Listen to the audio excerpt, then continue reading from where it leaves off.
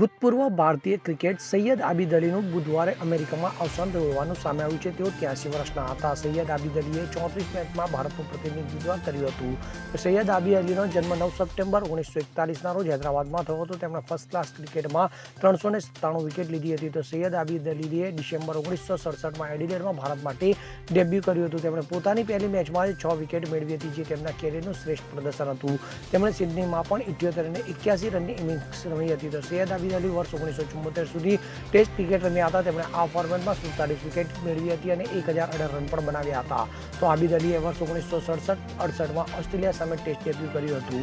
બ્રિસ્બેનમાં રમાયેલી મેચમાં તેમણે 55 રન આપીને 6 વિકેટ મેળવી હતી. તો હૈદરાબાદના આ ખેલાડીને ચીંચા તરીકે પણ ઓળખવામાં આવતા હતા. તેમણે આંધ્રપ્રદેશ રણજી ટીમ તેમજ માલદીવ અને યુએઈ ક્રિકેટ ટીમને પણ કોચિંગ આપ્યું હતું. Bureau report CN24 news. હવે જુઓ દેશ દુનિયાની તમામ ખબરો તમારી આંગળીના ટેરવે.